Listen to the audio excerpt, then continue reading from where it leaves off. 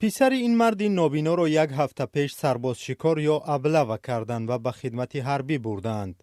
حالا او برای پسر دستیارش اشک می‌ریزد. اینا من بانک سون گرفتم، خاطر اون بچه دستگیرم بود، خاطر یاردم میداد، مرا هر جمعه بود.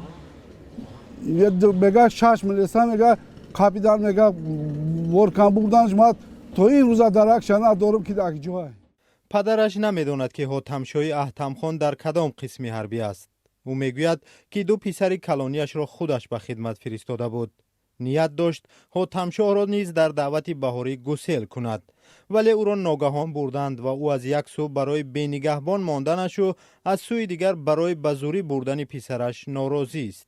چهار بچه دارم، هر کمی میورم ما با خواهش خودم عسکری روی کلکی. گوش یک سال خدمت کرد، ایشا روی کردن. یادی من یک بیا بچه دارمش نشده، بزرگ نشده که اردا بتا.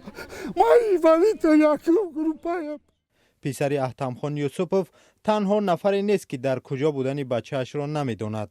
این زن چند روز باز در نزد کمیسریت حربی کلاب سرگردان است.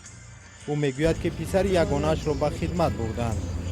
با گفته مخبری حجت‌های یک پسر بودنش را پیشنهاد کرد ولی کسی به اعتبار نگرفت. برایم بچم یک تا پسر بود، من را کلام کردم بچه دو در مای که دو مخدم به فرزند من را کلام کردم. یک تا پسر زنوندیم رفتن ای خونه فریزر راهوی کردن در اومدن روز یکم که بچه را نیافتن. روز دیگه رفتن که بچه نه خوش قصه گفته میبرم بیرون که دت شای پس فریزر رفتن دت در حوالی استادن بچه را رنگ یعنی باز گوری کشته بیرون برو آوردن.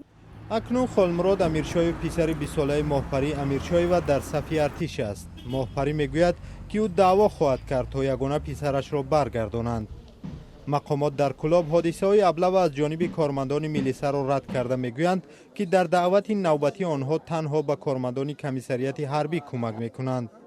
حالا نقشه دعوت به صف ارتش را 20 شهر و نواحی اجرا کرده است، اما نقشه ولایت ختلان تا این دم تنها 54% اجرا شده است.